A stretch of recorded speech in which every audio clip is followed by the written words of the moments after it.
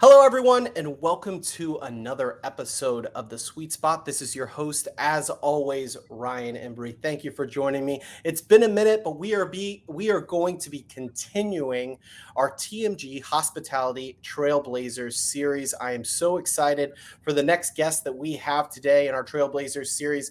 If this is the first time you're hearing this, we've been doing this series almost for a year now. We've had almost a dozen hospitality leaders and trailblazers in our industry, and this series is all about the people and the groups that are pushing our industry forward. So very excited with that setup to invite our next hospitality trailblazers, Daniel Berman, President and CEO of 81 Global. Daniel, thank you so much for joining the Sweet Spot today.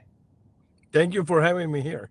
Yeah, and this is your first time here. So what we do with all of our first-time guests is really we live in an industry, or work in an industry rather, where we've got all types of stories of how people end up where they are. So give us a little bit of background on your hospitality journey and what led you to 81 Global. Yes, perfect. So thank you again for having me here. I was born in Caracas, Venezuela, moved to United States in 2001. And while deciding what to do here I learned how to do invest in real estate, started in 2008. And then I got into the hospitality by mistake. We Really, hear that a lot. we bought, and my partners and me, Ari and Alex and me, we bought a almost 500 room hotel, thinking there was a real estate investment. Didn't understood there was a business within the real estate, and we almost lost everything.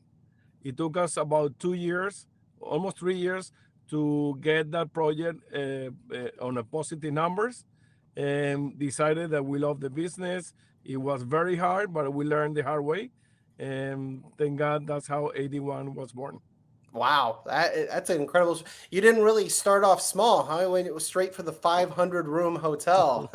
That's pretty amazing. And you know what? I was talking to Daniel before this episode started because the VP of HR over there at 81 Global, Bertha Cordovas, actually gave me my first job in hospitality, which was a bellman at a resort here in Orlando. So it's funny how Amazing. we talk about these journeys and hospitality, and I've heard the mistake one before. I've heard the journey of saying, "Hey, I'm just going to school. This was a side gig." That might be a first for me of hearing purchasing a 500 room hotel and kind of falling into the industry. But we're so happy that we found this, and we'll kind of talk about this love for our industry and transition.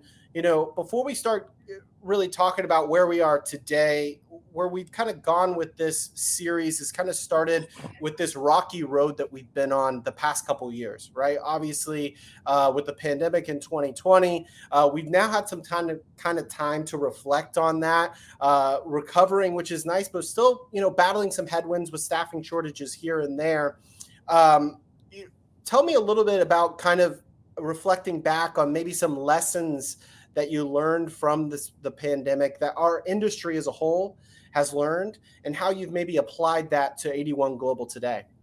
Yes, it's been a very, very tough years because not only the pandemic, but the aftermath, the inflation, the war, Yeah. the rates going up, and all as a result of the pandemic. But what we realize is what hit us the most was not the pandemic or the raise of the interest. It was the lack of preparation for this type of situation. Nobody knew about the pandemic. Nobody Yeah. expected, but as a business owners, we need to be prepared for the worst case scenario. And I think that was the big lesson in all aspects. We need to prepare for the worst and hope for the best. Yeah. But Yeah. we need to anticipate. Absolutely. I mean, again, nobody kind of, as you said, nobody kind of predicted what happened, but it really made our industry evolve, and that's what we've been talking a lot with industry leaders. Is in an industry where we've really been kind of slow in comparison to maybe other industries and in implementing things like technology, at the end of the day, we had to maybe make some decisions that kind of accelerated that pace a little bit. It'll be interesting to see how it plays out because our guests have really changed their perspective on what a hotel guest experience might look like. So I want to fast forward a little bit more to today, Daniel. We're winding down this busy summer season. Everything that I've heard, it's been a great summer season. ADRs across the board are really high. Thank goodness. We'd love to see that after a couple rough summers. When you get to this time of the year, kids go back to school. Our industry as a whole kind of starts to slow down a little bit. What are you and your teams doing to prepare for what is typically a slower fall and winter season? Well, we're taking the opportunity to reorganize, reestablish what we call the 81 way, okay, and figure out how to enforce and cultivate that culture that 81 has within all the properties. This is about the employees mainly. Yeah. We need to take care of them. We need to training. We need to teach them. We need to prepare them. We need to be with them. So I think, these low moments are the moments to step back, reorganize, get the culture stronger than ever, and focus on the employees. I love that, the 81 way. And I've had the pleasure of attending some of the GM conference that you do on an annual basis, and we're going to talk about that a little bit later. But certainly a time of reflection as we get into somewhat slower times. I've said on this podcast before is summer is a great look at a stress test for our hotels and portfolios, right? The occupancy is hopefully bustling. We're getting some really high occupancy numbers, and maybe those little issues start to arise in the summer, and then in the fall and winter season, if what you're talking about, that kind of take a step back, reorganize. This is a great time to get into your guest feedback, see what people have been saying, and say, okay, where's the training involved here, right? It might be a training issue with housekeeping if you saw cleanliness slide a little bit in your reputation scores. If you're seeing something on the investment side of, hey, maybe let's go ahead and get together because we saw that our lobby maybe needs some refreshers in this place. So it's a great time to kind of reflect, I think, both people wise, but also checking out that guest sentiment, because we know that those problems could bubble up at the top because our hotels were really stress test during that time. So I love to hear that you're kind of taking that proactive approach. With the 81 global portfolio, it looks like you guys are really well positioned in leisure markets, right? And that was, I'm sure, really helpful during the pandemic, because that's really what led the charge back to recovery was leisure. Are you still seeing strong demand from the leisure side? That's question number one. And after, talk a little bit about the business traveler side. Are you starting to see some comeback there? And do you think we're ever going to get back to that 2019 pre-COVID levels with business travel? Well, going to the first one, yes, leisure travel keeps being strong. We are seeing some kind of effect on the economy, so they're hitting the guest pockets. Yep. But in the business side, it pick up a little bit. I think it's going to take a little bit longer. People are used to work from home and doing through Zoom meetings like this one. Yep. But it's going to come back. There's nothing like person to person, face to face meetings. I think we need to give a little more time, and we'll come back. I think it's going to take, probably by next year it will come back. Yeah, and we just talked about you're doing your employee GM annual conference. That's something that you've always done face to face, right? And the importance of kind of getting everyone together. We had the pleasure of going out to the hospitality show over the summer, and you're right. There's really nothing like kind of that face-to-face interaction. So I'm right there with you. I'm crossing my fingers. It will be interesting to see kind of that work from home hybrid remote work and how that impacts our business travel.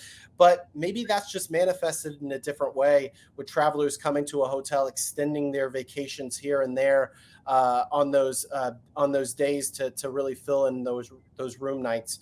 What about international travel, right? So last summer it was a welcome to get back that international traveler.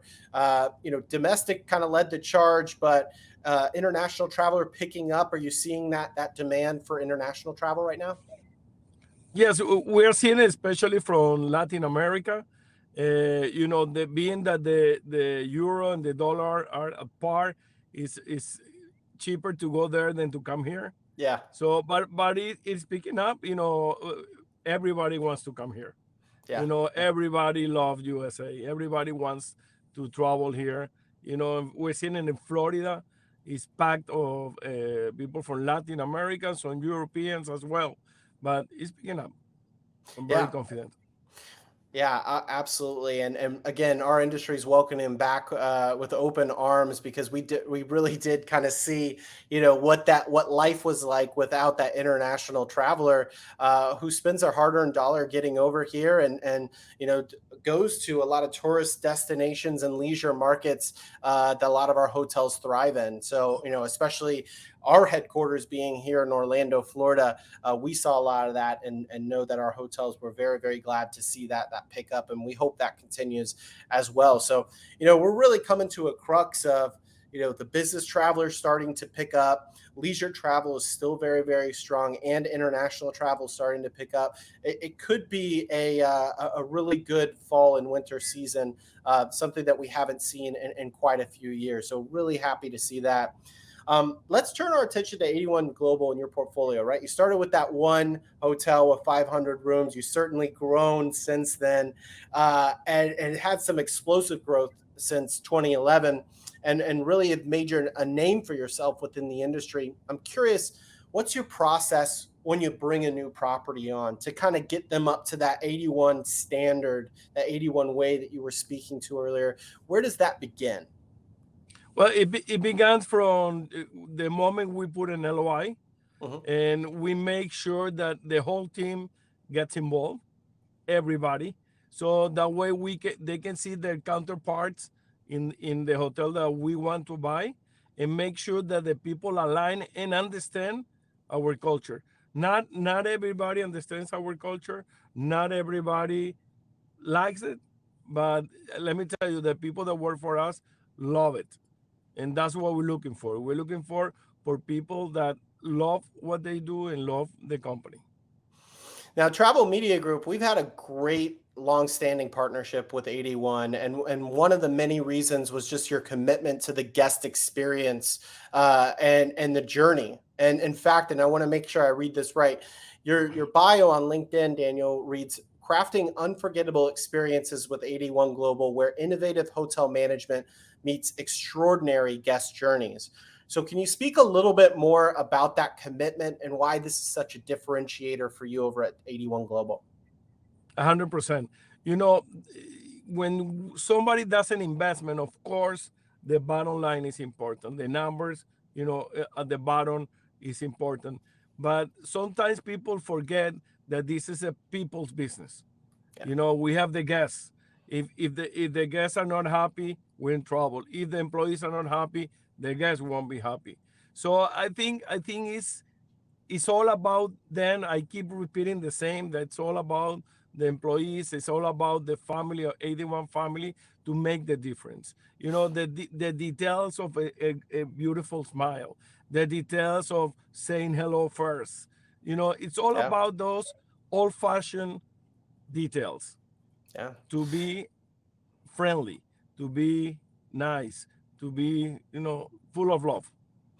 Yeah, and with so much talk lately about Chat GPT and the technology and implementation into the guest experience, that is all well and good, and there are some ways that certainly our industry can come in here and optimize the guest experience and make it a little bit more efficient, right? But what makes a guest stay memorable is the people. It's exactly what you said, right? The memories that your employees are creating for guests, the feeling that a guest gets when they get that, surprise bouquet of flowers for their anniversary because you overheard them at the front desk, talking about that. That is the type of stuff that technology and AI, really can't replace right now, and hopefully never does in our industry, because it really is a people serving people industry.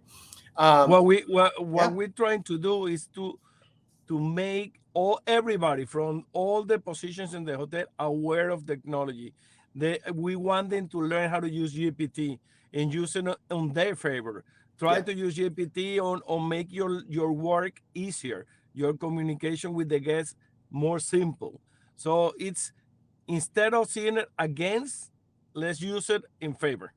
Yes, that was a big topic at the hospitality show that we just attended, of saying, this technology shouldn't be used as a replacement, but more of an enhancement for your employees. And there's just we're just scratching the surface when it comes to that.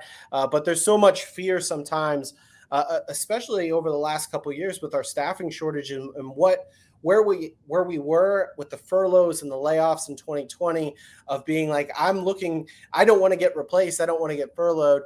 But now today, where we're trying to invite more people into our industry, right? And give them the tools that people that might be new to our industry, to say, let's make your job a little bit easier. You might be new to the front desk. How can this technology enhance your position and really get you back to the things that make our guest stay memorable? Right? We just talked about a few examples there. So if you can make your employees' jobs a little bit easier, to free them up to do the things that make it that a guest stay special, you're really going to see it, a lot of it, on the reputation side, which is something that I know 81 Global has a huge commitment to.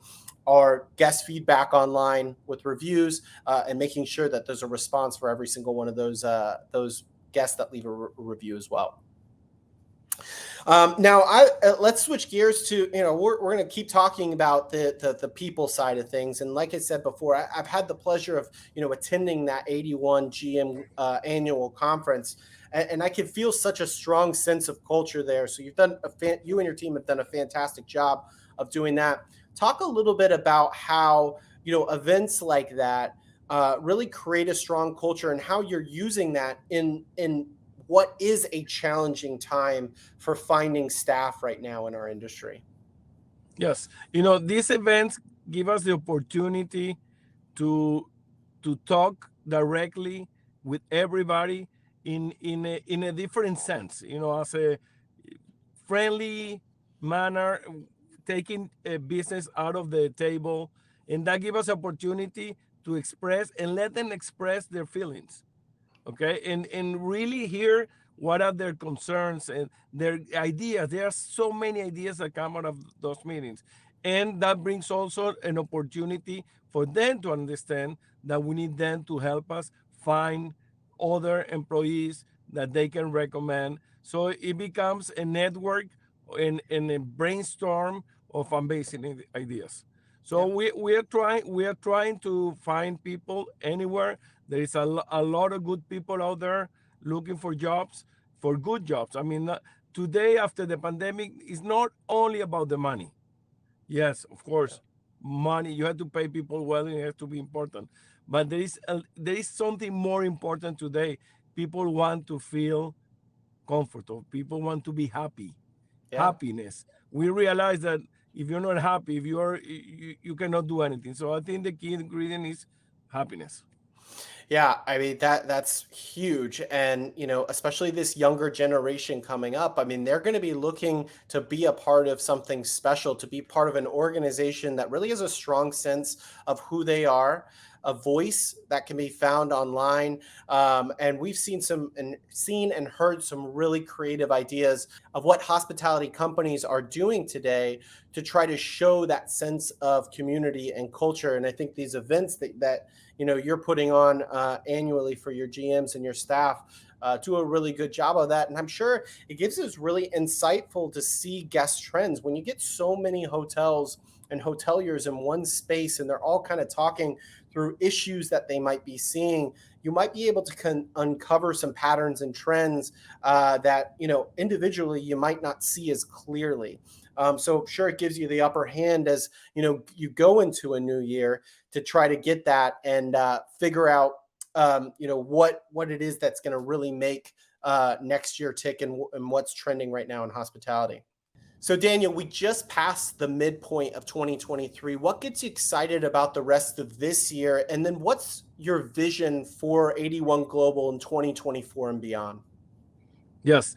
So this year for us is more like taking a step back, reorganize, get the foundations ready, get prepared for the worst again, just in case. We hope for the best, and take the 2024 as a year of starting again, growing in the acquisition, management, development, and see the business as we were before the pandemic. We are ready, we're excited, and we want to move forward. Awesome. Well, looking forward to seeing all the great things that 81 and your team, Daniel, have in store for 2023 and beyond into 2024 as you kind of take a step back and look to go into that growth mode, which is super, super exciting there. So any final thoughts on today's episode before we wrap up, Daniel? Well, the only thing I can say this is about, investors, guests, employees. Very important. It's a people business. Technology must be a tool for us to grow everybody and be happy. Absolutely. I think that's a great message out there. And in a time where, again, our biggest headwind seems to be right now in our industry is a staffing shortage. We really need to look at ourselves in a mirror as an industry and saying, how can we provide more channels to get more people into our industry, get excited about our industry, doing podcasts like this, Daniel. And, thank you for taking the time to join me on this and kind of telling your story, because these hospitality stories are the things that inspire people to join our industry and get excited about it. So Daniel, thank you so much for joining me. I'm so excited to see the trail, the 81 Global Blazes over the next couple years, decade, and into the future. So thank you, Daniel.